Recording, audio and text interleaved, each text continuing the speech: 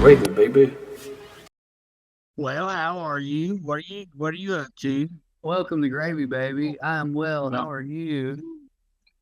not good, but I'm pretending like I am, and I'm learning to pretend better, more authentically. That So, is great.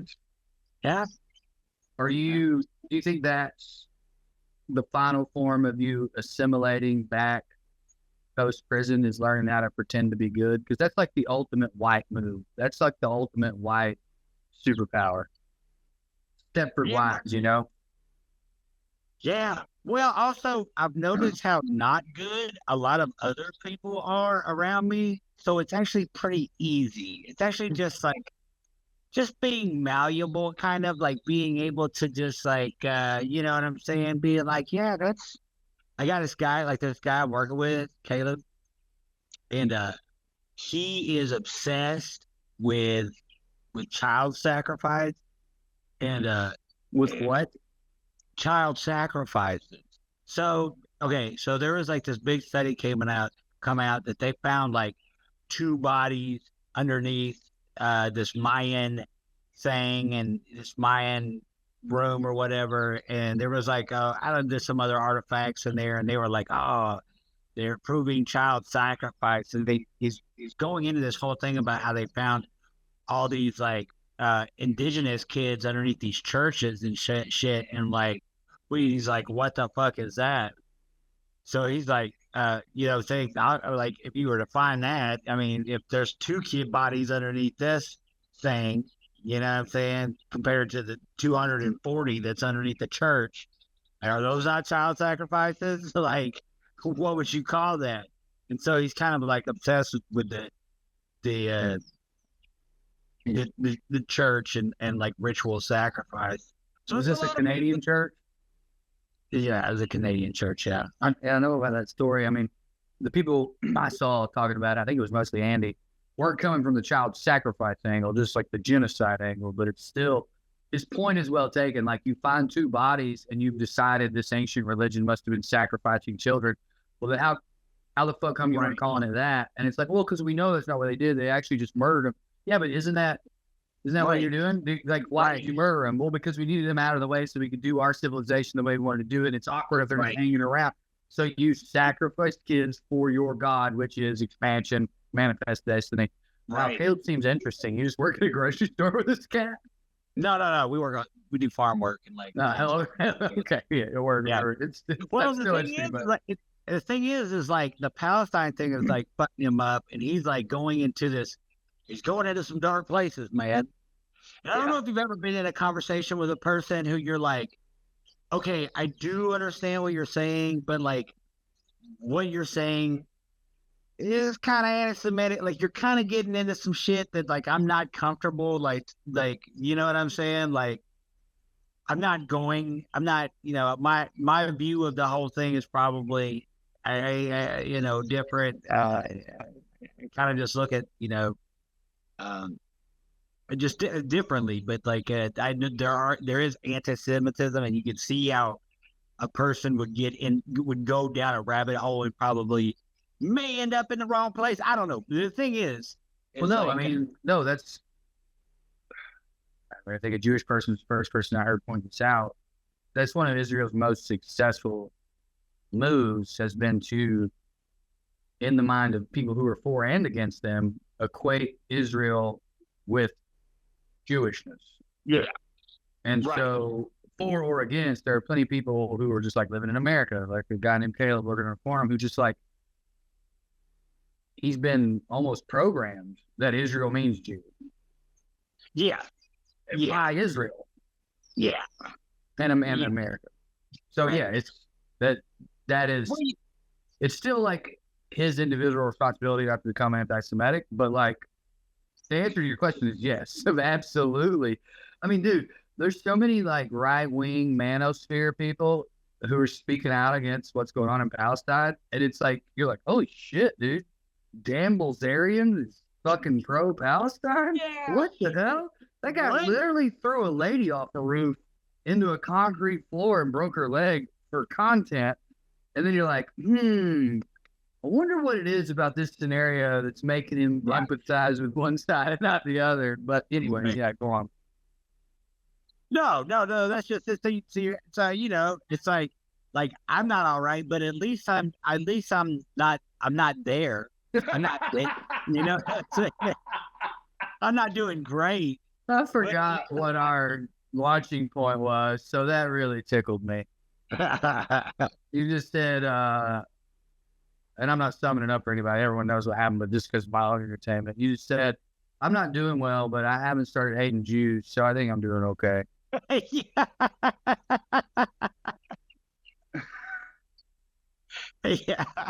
Yeah. Like I feel like I've still managed to hold a grasp somewhat on reality, and I'm sure everybody feels like that. And that's kind of another thing. Like I'm going through. I like, yeah, obviously, like the tech wars want to make. What do they want to get the population down to? You know what is it, 70 million or whatever?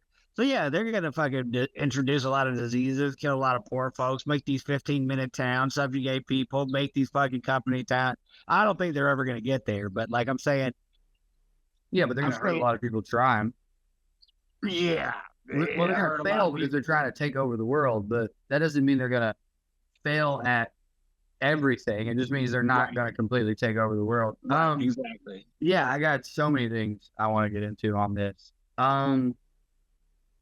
First of all, maybe people have said some version of this, I guess, like half joke. Yeah, dude, it's been 2020 for 13 years. Like, however you did or didn't do in the pandemic, it like resets stuff in a way, and then it just feels like it's been chaos ever since, at least in this country. And that's I think hard to grasp if you're trying to. I think, well, it's impossible to. It's impossible to wrap your head fully around the tumult that has been, in my opinion, you know, the American experience. I'm certain other countries have a version of it too that they're dealing with. And then obviously what's going on in the places you just talked about, like Gaza and Israel. Yeah, they got a very specific thing going on. I honestly think trying to synthesize and make sense of the world is almost proof to me that you are insane. Like, if you haven't given up at this point, like if you haven't at least been like, well, I gotta take breaks and I'm incapable. Like if you haven't made, I just don't know, your mantra lately, you're either 22 or you're a fucking psychopath. On that note, though, that leads me directly to the other thing I want to ask you. So I have this joke about global warming. Most people listening probably heard a version of it because I put it on a lot of things. There was a part that I cut years ago that I really liked, but couldn't figure out how to fit it. And it was essentially like, I'm going to be a little disappointed if it turns out it's not real.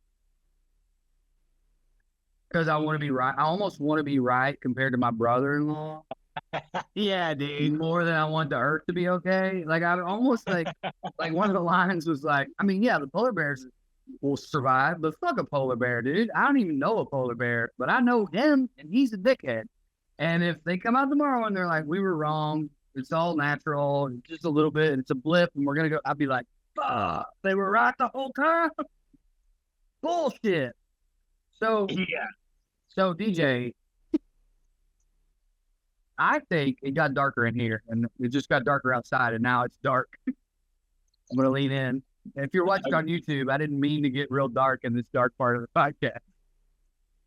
Do you feel any satisfaction about how awful things have been and just gotten worse? Like I saw today, there was a flotilla in European waters that was strictly an aid ship bombed by Israel.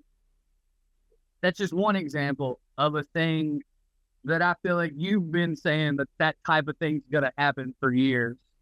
Do you have any, like, I told you so juice coming out of all of this misery? Is there any, like, you've also been talking about how, like, China may not save the world, but if anybody's going to, it's going to be China. And now with Trump being what he's being, a lot of people are being like, well, I hope China's got a good heart.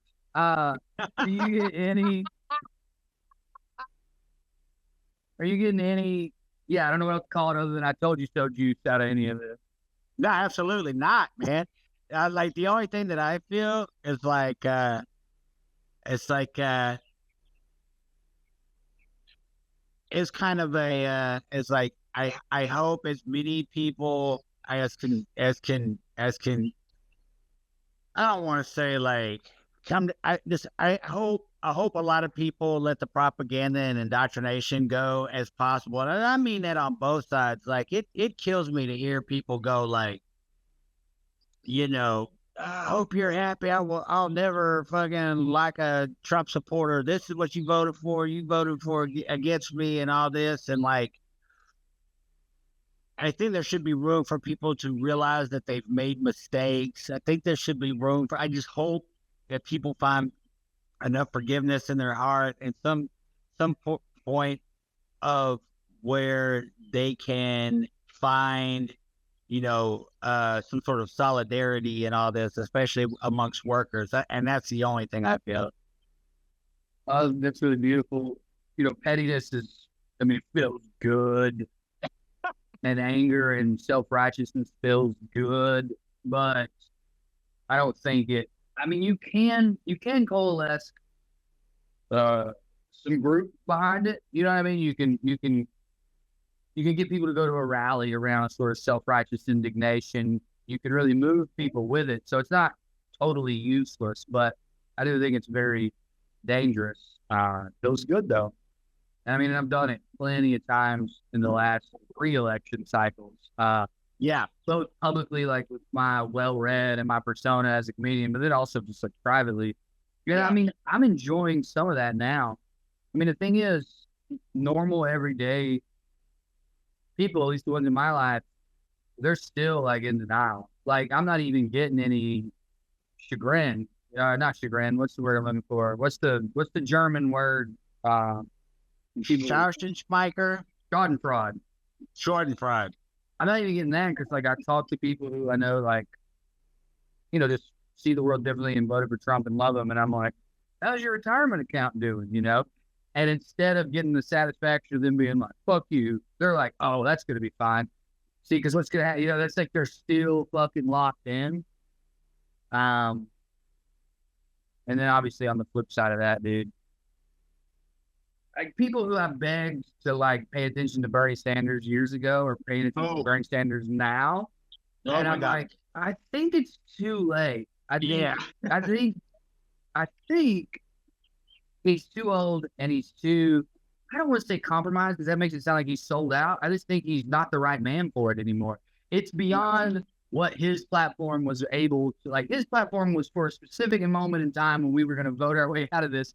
And now we're not going to, but he's still saying we're going to vote our way out of it anyway. Yeah. Yeah. We're especially not going to, I don't think.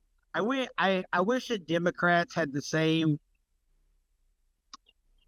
level of critique for their own party as they do like every single thing that's going on with the Trump party.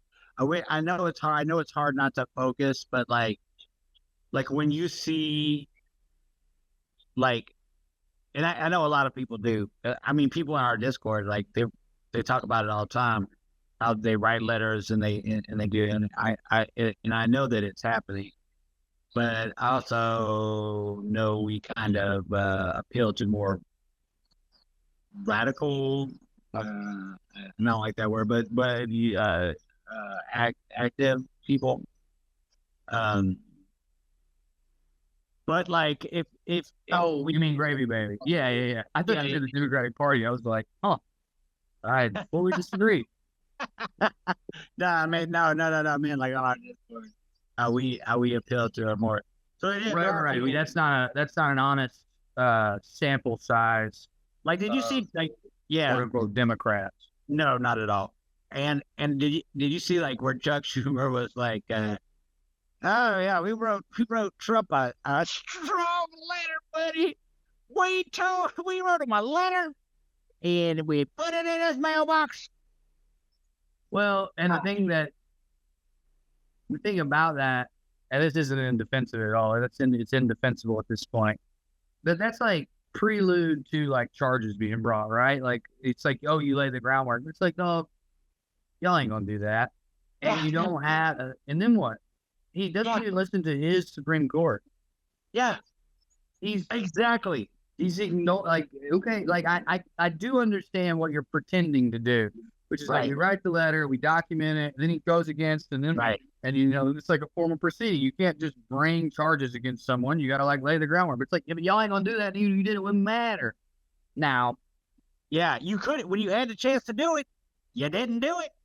I would tell you, man, my big thing and where really I just lost all hope was when Roe got fucking overturned and everybody just shrugged. Like that was it.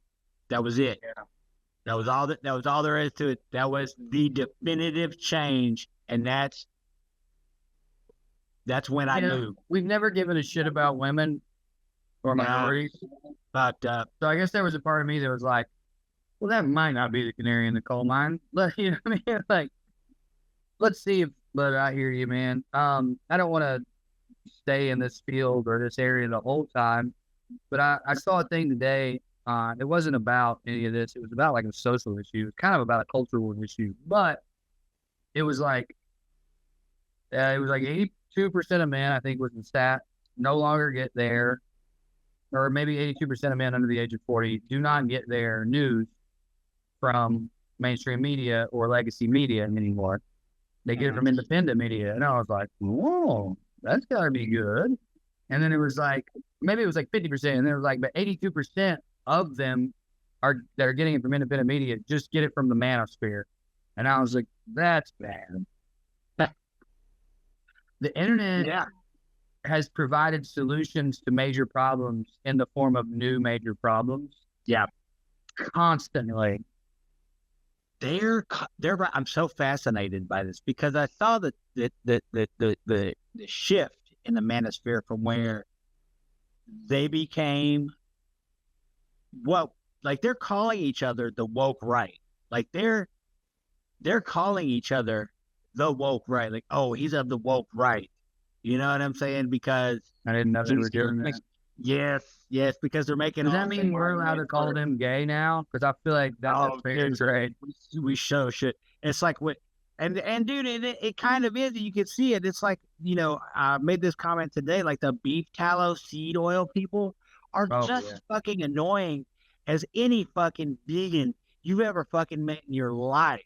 Like as working in like with like meat and stuff, I cannot tell you how many of these hipster fucking I heard fucking RFK, you know what I'm saying? And like I heard them come and they ask for beef, and it's like beef tallow is a thing. Let's not say that it's not. It's great. It's good game. People use it for, but like making these things your whole identity is crazy. And then all the censorship and the weaponizing the state for cancel culture and taking down. There's a good argument to make that when you use the term woke as a what do you call it, pejorative? What would that be called? Pejorative. Yeah. When you use it as a pejorative, like then you would be using the woke right would be the thing for them. The one people needs to have safe spaces, is protected from DEI or whatever. It's their own kind of DEI too that's coming out. It's like it's all bizarre. It's all so bizarre. Well, there's been a solid tit for tat thing going on where everything the right hates, they do their own version of it just to spite us. I mean, the whole joke of like, I shot my kid to own the libs thing. It's so like small and freaky kind of. I can't believe anyone's that mad about somebody wanting to cut their wiener off. I mean, I can, but I can't. I don't think it's real. I don't think anything about cancel culture or anything about this is real. No, none of that's real. I just meant like the anger is real, clearly. It's, like that spite is real because it's affecting how they act, Sure. And they're giving them a place to point it. So it's like, makes perfect sense. Right. One thing that I think is crazy, and then I think we should maybe move on. We really wasted are blissful ignorance, in my opinion. You look at the sort of democratic socialist countries, like, the Scandinavian, I couldn't think of the word Scandinavian, the Scandinavian three, and the models they use and how we know scientifically they're happier there. They have high taxes, but it's a democratic socialism. And then a lot of hardcore leftists will point out, yeah, but that's only possible because of their abuse of the global South. Like, they are taking the fruits of America's colonialism and Europe's colonialism, but they're doing more for their citizens. And I'm going, damn, you're right. Like, I'm just now seeing that. I can't believe we wasted the 80s and 90s and early 2000s not living like them, though. Like, it would have been cool. Like, I've said a verse of this before. Like, if we're going to do all this murder around the world, why can't I have free healthcare? Like, if you're going to go take the oil and murder the babies and prop up the evil, then why can I not get some fucking days off? Why can't I get some healthcare? Why can't we get some overtime? Like, that's crazy that we can't. But anyway, it's getting harder and harder for this podcast not to just kind of be about it. And I mean, that's the Trump effect, because it's still like true that Biden still deported way more people on average than Trump is currently doing, because he's inefficient is why. I don't want anyone to think, I mean, fuck Biden. I have no problem saying that, but I don't even think I'm like saying Trump's not that, but they're idiots. Yeah. So there's definitely like a Trump effect going on where it's like, it feels like we have to talk about this, but we do. Like, I think, or I'll go nuts. I just can't sit here and catch up with you and not be like, man, You notice how fucked up everything is? yeah. You notice how the fascism's out in the open now? I still think, and I know it's worth debating, and I know why. I still think it's better when it was in the dark. I just feel like, I know you can't get rid of it if it's hidden, but y'all can't be as big with it. If you're gonna hide it, you got to keep it small so it'll fit in the shadow. When you bring it out, you can be large with it. Also, I'm gonna make a video about this eventually. I know you love Kneecap. I want them to be enjoyable so bad because of the ethos. I'm just like, I see them at Coachella with their Free Palestine and their cool masks, and they're jumping around the stage, and I'm like, I can't wait to hear what these Irish boys are saying. And then I turn it on, and I'm like, man, it'd be great if they could rap. I really wish they knew how to do this. Well, they don't even speak English. Like, I don't know what the fuck they're saying. Like, whatever that Irish Gaelic, is it Gaelic? I'm pretty sure it's English with an accent and a slightly offbeat. No. They do. Have you seen the movie yet? They're been doing it in Gaelic. Maybe that's my problem. I'm sitting here being like, God damn, I thought he said an English phrase. I'm like, did he just say my toe is bigger than the world? And really, he said something rad in Gaelic. Yeah, I mean, that's the whole thing. They're trying to bring back their native. You should watch the movie, dude. It's fucking great. I know I'd love the movie. I hope I watch the movie and it makes me like the music. I know I'd love the movie. I'm gonna watch it. I think it adds a bit of texture, because I know exactly what you're saying, because I'm just like, I was like, okay, yeah, you kind of gotta get into it. But well, and then I don't have a whole lot of time to get into it. But I did watch the movie, and I did read some of the lyrics in English. I think it's Gaelic. I want to say Gaelic, but I don't think that's it. Well, it's not as smart. Mark sent me the lyrics of one of his favorite songs, and it's about how it's basically how, like, it seemed to be about like how you shouldn't be a drunk. You should like it's kind of your responsibility not to be, and how the British are just a bunch of fucking drunks. Yeah. And I said to Mark, I go, dude, that's literally the only thing I like about the British stuff. Like, documentaries, I think they're the best at them, and being drunks. Like, and I get why the Irish hate them, and I get why these guys are attacking them, and they should attack them. But you're trying to sell me on this band, this cool band with like rad ethos, and they went after the one thing I like about the British. Like, they could have went after so many things that other people like and I hate. British literature, trash. Shakespeare, garbage. But fucking beer drinking Brits? Yeah, dude. The only time I like them. Hammered drunk, son. 2 in the afternoon. Still awake from yesterday. Drunk. I can see how that'd be fun. It's the only time they're I fun. used to partake like that. And Well, even if I don't do it with them, it's the only time I can stand them. You ever talk to a sober British person? Jesus Christ. oh, I have, yeah, actually, It's all- yeah. Not for me, love. Not for me. What'd you do this week? What's fun? What's good in your life? What's great? Man, doing a lot of good gardening, watching shows. Dude, I watched a show. I'll tell you about this. It's a show called The Pit, right?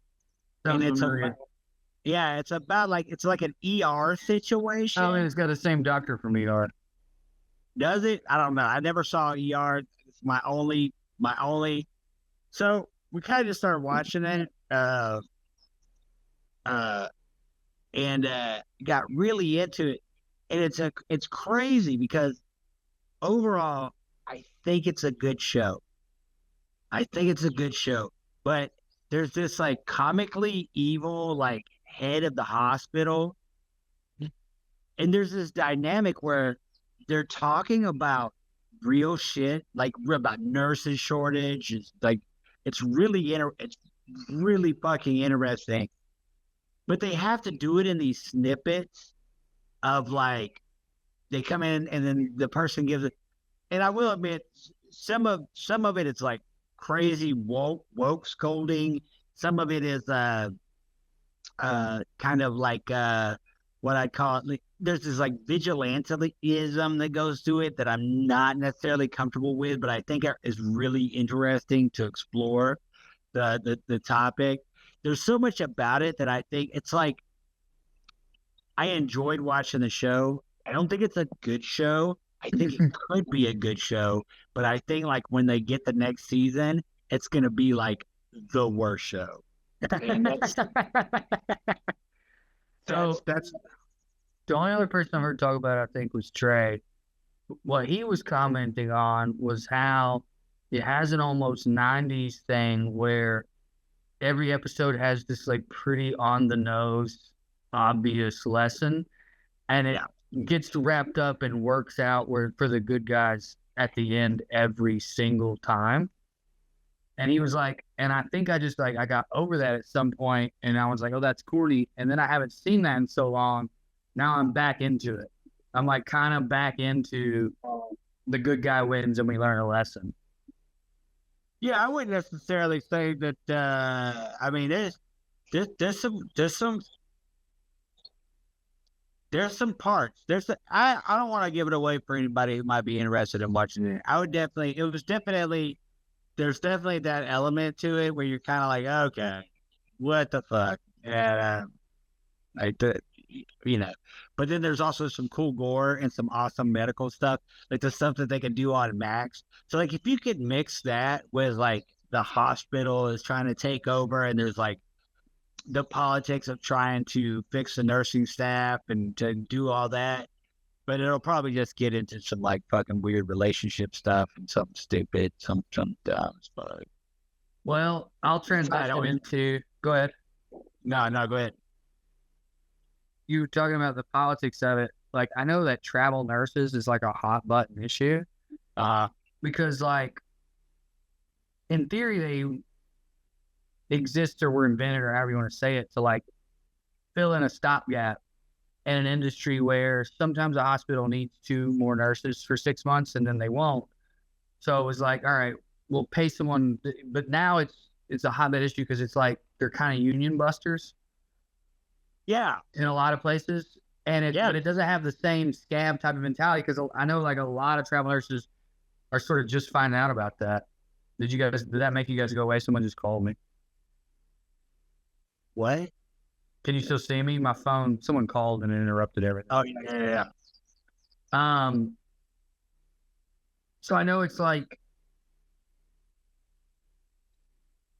the culture or the zeitgeist, however you want to phrase it, like hasn't caught up. It's not as like obviously scabby. I know that there's plenty of travel nurses who are just like, they think that they get paid this cool amount to go work in New York or wherever because there's a shortage. They still think that's what it's about.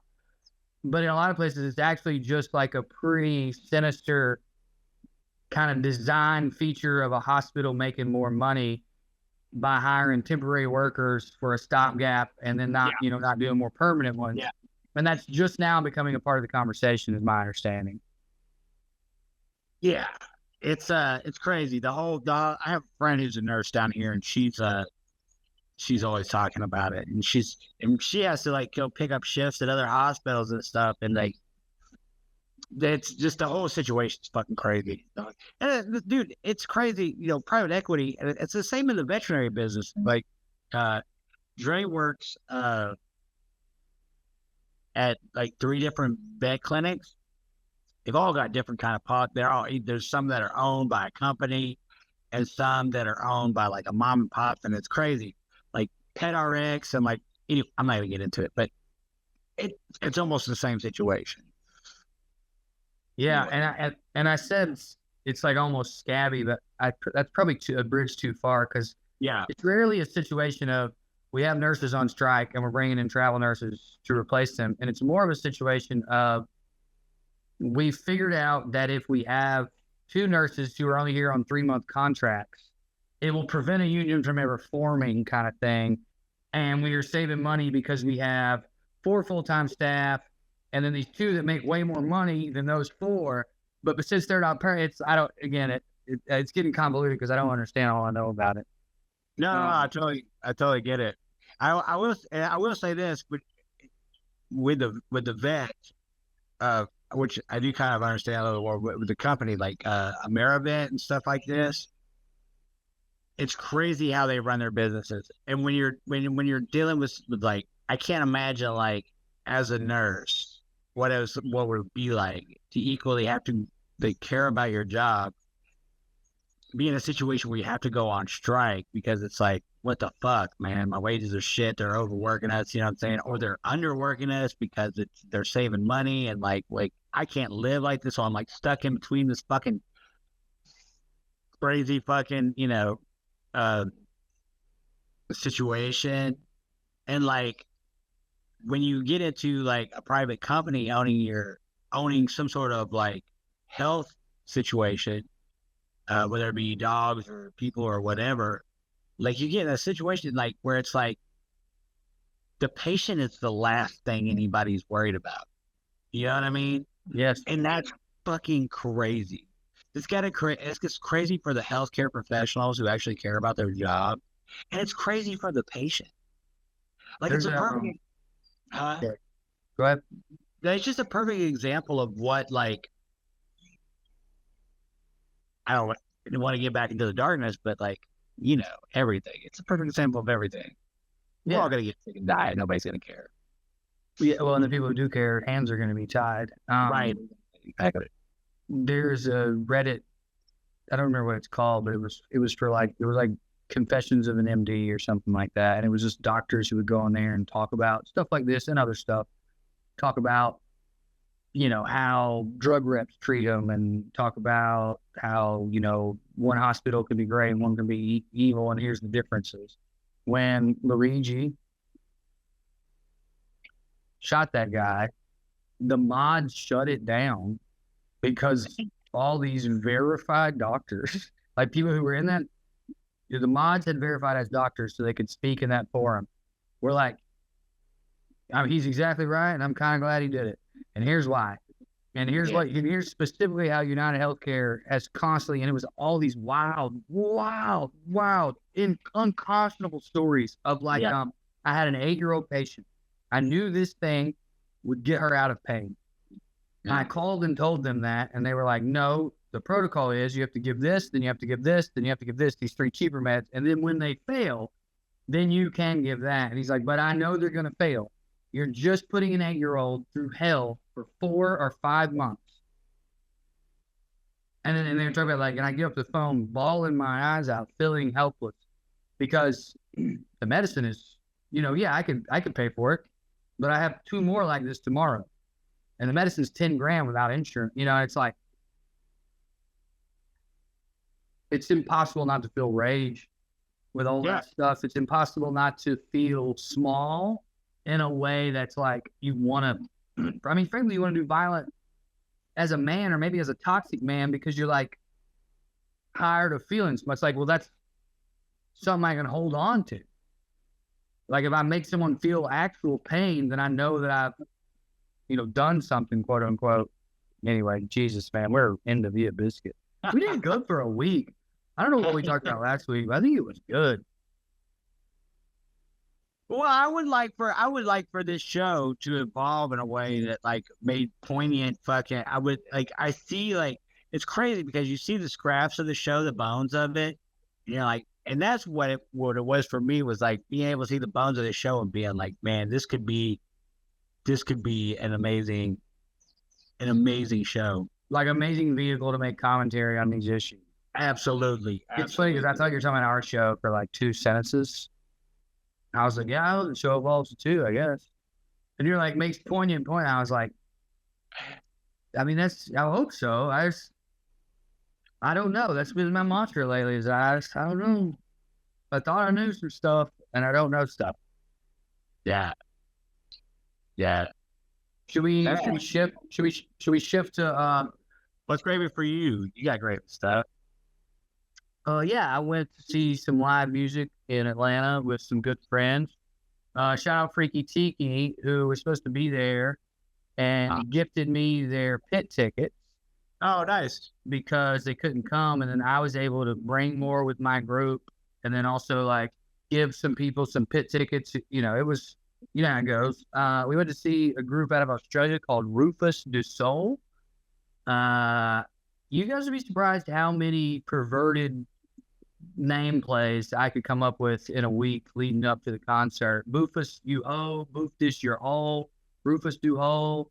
I was even switching to Rufus Wainwright, like Rufus Bangright. Like we were getting in there. Anyway, went to the show. My mom came to Atlanta with us because she did not want to keep Rozzy 4 hours away from Andy. So mom just fucking came. And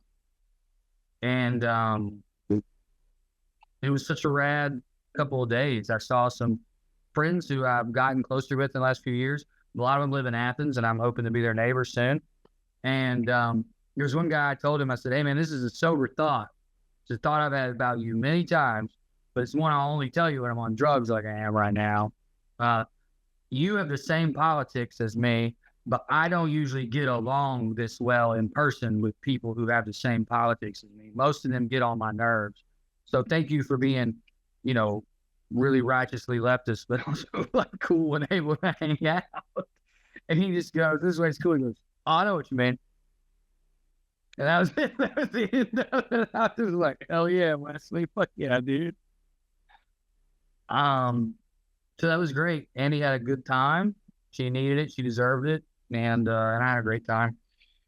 And then the next morning, this is the other thing I want to be mentioned that's very gravy in my life. I've been seeing my friend Kevin more than I have in the last 5 years because he lives in Nashville. I've been going down there for a bunch of work and stuff. And I won't share too much, but he won't mind me saying he's sober. It's been a long process. He's doing really well. And he's included me in what he calls his gratitude practice, which is part of his recovery. Him and some other people in recovery send each other things they're grateful for about the day before every morning. He told me about it, and I didn't ask to join because it felt like it was a recovery thing, but I was really interested in it. And then the next day, he just sent me his list. So I just sent him my list back, and what a difference it makes to wake up every day and literally write, I am grateful for this. I am grateful for this. And it's only about yesterday. It's not about like generally my wife loves me. It's like specifically this happened. What a difference it has made for me. I don't believe in self-help podcasts or self-help content, but I will tell people I know that works for me and most people who've ever done it. I'm sure it is because like, you get to a situation where you're like, oh, I fucking can't believe like my fucking car broke down. But then you start thinking, well, goddamn, dude, I'm sure glad Buddy was there with the fucking tire iron. And I'm sure fucking glad that like if you're thinking about things that you're like having, well, I didn't, it wasn't raining or whatever, you know what I'm saying? Yep. Meticulously pick apart your day. That's awesome. Yeah. And it's been awesome. And it's been funny. because Kevin's naturally funny, and he's a saucy gay man, and it's really funny when he like he threw this total bit in there yesterday on me. I don't want to share too much, but basically like a little kid asked their dad, "Is he also daddy?" Because they look similar. And apparently the dude looked at Kevin and was like, "Yeah, probably." But anyway, that's what's been gravy for me. Just a great time with friends. I think feeling a little isolated where I'm at right now. It was like nice to be around those folks, and then just and then I realized I think it's been a while, but we recorded. It's been over a week, but maybe this didn't come up on the podcast. I went to see Panic with Sir Keebop, and that was just boogie. I've been dancing to live music twice in the last like 9-10 days. And I just, man, it's the closest ain't a religion I got now. That's great, man. Yeah, it really is. Let me ask you this, because I love my isolation. I like to work. I like being around people, but then I just like being out here in the field with my animals and going and sitting out there and taking walks with my dogs and stuff. Like, I do not want to be seen or heard, and I love it. I love it. I love fucking with my plants. I love doing it. I love all that shit. But you're in a kind of you're in a close proximity to relatives, if I'm not wrong. Oh, I'm next door to my in-laws, and I'm 25 miles from where I grew up. So it's not just isolation; it's like a cultural isolation. It's a spiritual isolation, right? It's like and it's like, you know, it's sometimes when you go back to where you're from. Scott Miller has this great line in one of his songs. Sometimes where you're from is just that, and I've always felt like it was an aspirational line, like it was an instructional line. It was like a line of try to make where you're from just be that. Try to not let it be something else. But I can't. I was talking with my friend Anna about this today, like the opioid epidemic, what happened with my brother, like the way that happened in my family, the way that reverberates through the generations. I saw my cousin Daniel recently. Here's a perfect example. And he lives in Wartburg, which is like 2 towns over from where we grew up. And he's like, I love it, because it's everything I love about where we grew up. And he goes, and look, it's got its problems. The way he said it was, he goes, Drew, if I'm at the gas station and I see someone who's clearly fucked up, I don't know them. I don't know who their mom is. Yeah. I don't know who their brother is. I'm not thinking about their kid. And he's like, when I'm in Sunbright, I'm like, that's such and such cousin. Yeah. His mom's a good woman. And he's like, it's still heartbreaking to see somebody fucked up, but it's not like, and I know who's feeling that. So I think I've got a little bit of that going on. Yeah, sure.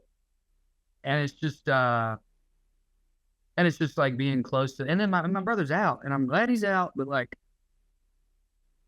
yeah, I went from never seeing him, to living 20 minutes from him. Right. Yeah, I know. He's both the victim and the perpetrator in this great thing in my life, this very big whatever that affected my family. So yeah, it's all that. So I mean, dude, part of the reasons we want to live in Athens is because it's big enough, but like not huge. I don't have a desire to be back in LA or New York, really. I mean, I miss the city sometimes, but I know what you mean. I sort of like crave my own place that I feel like's mine. Anonymity. Yes, anonymity, but have animals and all that. Yeah. But I do think I miss, I guess, community, feeling like I've got a community. And then you said, I don't want to be seen or heard. I think I do. I think I still have that aspect of me. Maybe in an ego way, but also in a non-ego way. Like I very much still want to be perceived. Yeah. To some extent, yeah. I mean, dude, I don't know. I just, there's nothing, that's great. I mean, soak it in. Soak it the fuck in, dude. Soak what in? Like those moments? Yeah. Yeah, that's what my friends and I were talking about too. Like we were up pretty late. I mean, mostly because of the drugs. We were definitely off of them by then, and talking about like, oh, we got to go back to the real world. It's like soak it in, you know? Yeah, for sure. For sure. There's a very interesting thing about our dynamic. And we've commented on this before. You were like, fuck myself. Like, forget however I feel about me. You are genuinely one of the like 3 or 4 funniest people I've ever met. Thank you. And we're never funny when we're on here without. Yeah. That's what Dre always tells me. She's like, you're like the most not funny person to like be around. It's so true, dude. There's been so many times in my life where, for a billion reasons, I don't lead with it. And then people go like, you comedy? They're like, I feel like they're going, you haven't hanging out with you for 2 months. Not one time. Not one zinger. Yeah. Yeah. This same friend group, they're relatively new, and as far as friends go, like the last 4 or 5 years. I remember early on, I made a joke, and one of them came up to me afterwards and goes, "That was so funny, dude. I see this the first time I've heard you be funny, and I guess I get it now." It's like, and it was. I was like, that was a fine joke. It wasn't even that good, but okay. Well, it's an act. It's definitely art, and like you're up there like putting on a show, and it's like that. It's what it is. It's performance art. It's just whatever. It's not my whole personality. I think it is a weird thing. Is like when I see people and like you're scrolling, and you see like a flotilla that's trying to get somewhere, like you see it, and then the next thing is like you see somebody like promoting their show or like. It's just like promoting the show doesn't bother me because that's their job and you're going to work. Well, that's what I'm saying. But sometimes I see other stuff that's like a little callous or whatever, and I'm like, this is where your art is? Like, yeah, like the promotion is necessary for marketing. But right. This is where your art is right now? Right. I mean, I got to like get over myself, I guess. I mean, on a personal level, I just don't. I respect it. I definitely respect it. Like, you got to have that in you. Like that has to be in you. You know what I mean? Like it. I don't know if I respect it. I guess I do. I know what you mean. I definitely do, because it's why I've failed. Not entirely, but like in the ways that I've failed. That's like if I mean, I've had managers have these like very cold meetings with me, and they're like, "This is what's lacking," and I'm like, "Desperation." And they're like, even the fact that you frame it that way, do you see why that's a problem for me? And I'm like, yeah, totally. Yeah, totally. Yeah. I remember having a couple conversations with Dad, just being like, "Dude, number one, I don't give a fuck. Like, everything you're saying right now, and all these people, I don't give a fuck what they." You know what I'm saying? What they think, I don't know how to care. I don't know how to care about it. She said to me once about you, back when we were talking, DJ told me once he wants to get paid in hugs. Yeah. And while I recognize that that's what makes him special, I don't know how I can get 10% of hugs. Right, exactly. And you can't. But she was acknowledging like there was a paradox in her feelings of like, that is why I desperately want to represent him and why I can't. Right. And it was just, but exactly why I'm also was always terrible at promoting anything, always terrible about everything. Yeah, it's just awful. You know what I'm saying? Just the worst. Because I don't, I'm not the worst, but I'm far from good. Yeah. And but that's neither here nor there. It's just a funny little thought I had of like, man, I mean, I know I'm funny, but I know you're funny, like objectively, because I'm not the guy doing it. I'm watching everyone's reaction to you, and we're just not funny on here. I mean, it's honestly why I was like, all right, let's add Carmen and do a different kind of podcast. And now she's in Spain, and they're not going to let her back in the fucking country because their last name is Morales. do you call them Spaniards or are they the Spanish? Spaniard sounds like a slur. It's not a You don't know slur. anymore. I don't don't know call them anymore. anything. I have no time for them. I'm still, nah, I'm just kidding. No, it's either. You can call them the Spanish or Spaniards. Did you hear that whole blackout? Like apparently the cause of the blackout that was over there was solar panels. Like the solar panels got like overcharged or whatever. So there was like just this massive, not a great time for that. That just happened? Yeah. No, I don't hear about much. I get a finite amount of news about the place we are living in because I feel like I have to, and don't want to. I just I don't know. I don't feel like I'm burying my head in the sand. I feel like it's like, yeah, I know what's happening. Like, I know exactly. It's a playbook. We're repeating ourselves. Yeah. The only thing I need to know is, are they any good at it or not? That's why I read the news, to see how good they are or are not doing. And if anybody's feeling hopeless, let me just say this: it's not great, but they're real bad at this. Like, the only negative, the real big negative in my life right now is the people who would be good at fascism are watching this going, oh, we can just do it, but be better at it,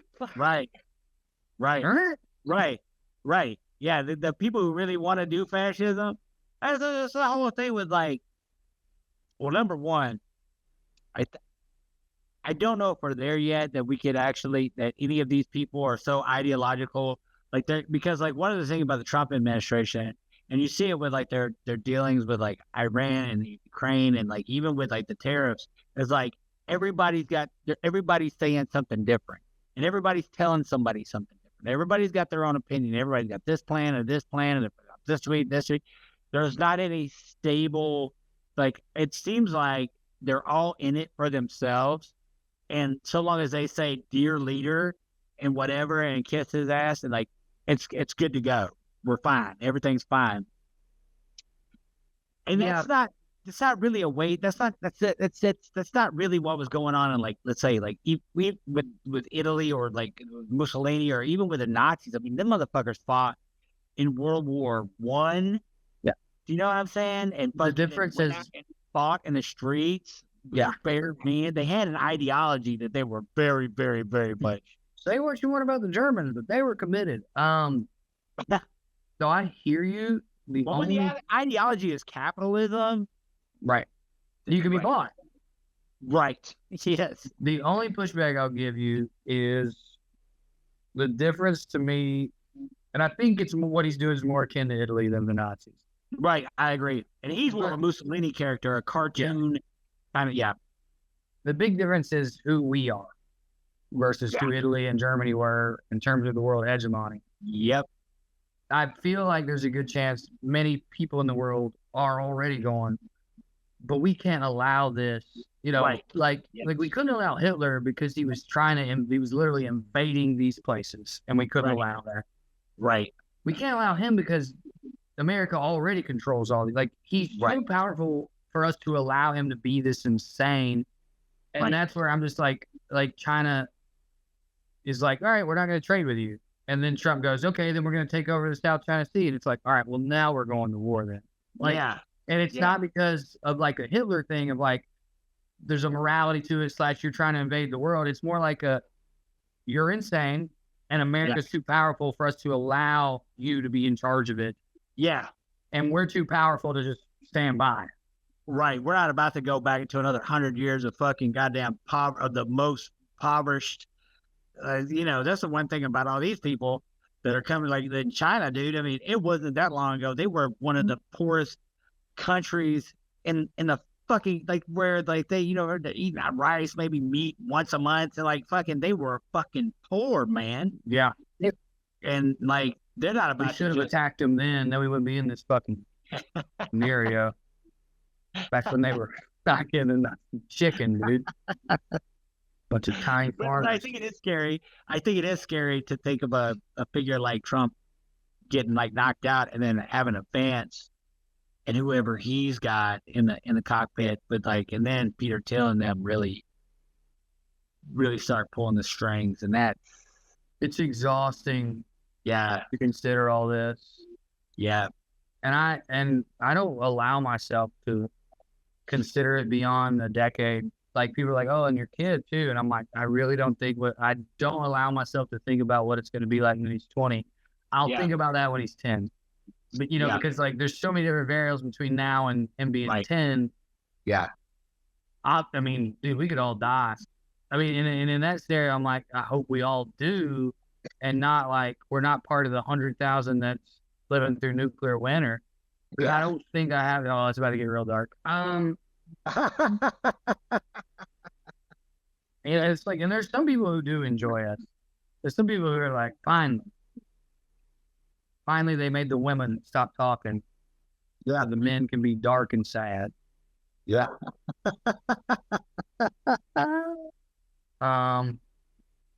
What time is it? I can't get my phone to work when I'm on. I feel like we're getting close. 33. Okay, yeah. So it's about that time. We are getting close. I have good instincts for an hour. Well, you got anything else you want to say? Anything you want to plug other than your butts? You want to tell us what's in that garden finally? Are you gonna ever tell us what you're growing in your garden? I did some Patreons for it. I got some stuff. I got some kale. That's all kale. Oh, Kale, hell yeah, dude. I'm gonna make fun of you. You said that so I would make fun of you. You're baiting me because you said I'd make fun of your garden, and now you're bringing up kale. Bringing up kale. The garnish of Shoney's in 1998. Raise kale, praise Kale. I like that. Nah, it'll be on a handbag, and I won't like it, and I'll hate to let it carry it. Yeah, that's a fact. I told everybody I put a big set up on the Patreon. I got the set back. I can't figure out how to get it downloaded, but then I was out of town. I will. That is coming. It's a tech issue at the moment, not a lazy one or I'm not doing it. I just I'm dumb, but I will persevere through the dumbness. Well, I think maybe the person who recorded it didn't send it to me correctly. Yeah, it was them. I agree. Thank you. That's what I've been saying my whole life. It was them. I don't have anything to plug at the moment. I'm taking a nice break, I guess you'd call it. I mean, mostly I'm hanging out with my kid and working. That's awesome. Yeah, it's pretty great, man. I will say this about your living, when you say, I do know the claustrophobia of a small town. And, man, just getting away from it, it's just, that's the best. The small town that you grew up in, your hometown, the claustrophobia of a hometown. I think I showed you. Small town, but I did see, and I showed you the picture, but I want to tell the world. I shared it on my story, but I'm sure a lot of people haven't seen it. There's this phenomenon of like, I have a bit about the Amish buying land in my town. There's this phenomenon ever since the internet and real estate on the internet became a whole thing of like a lot of Yankees moving in.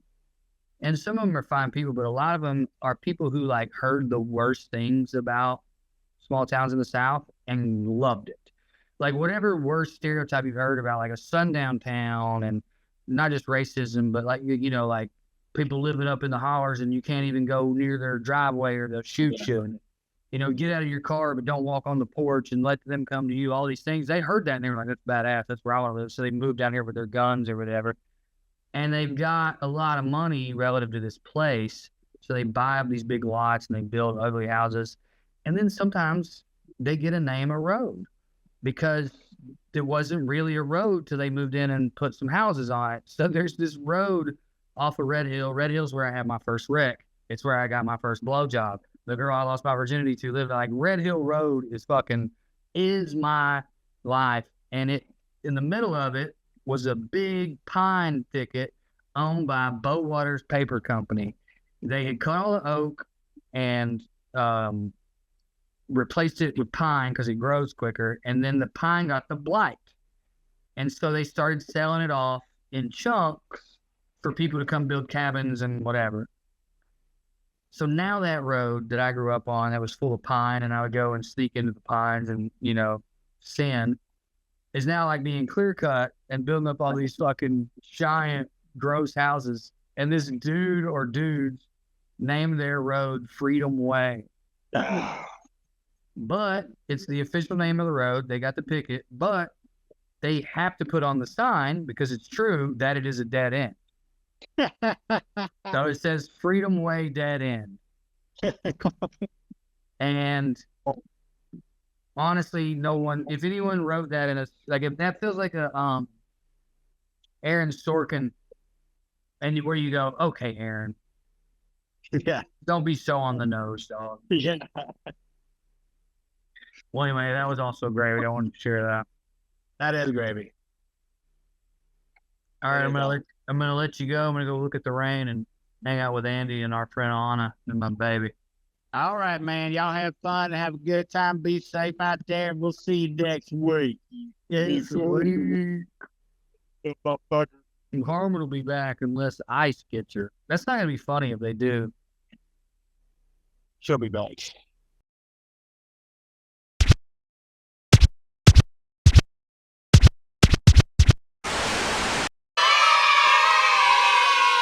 You could stick a whole ribeye in one of your back pockets. Like,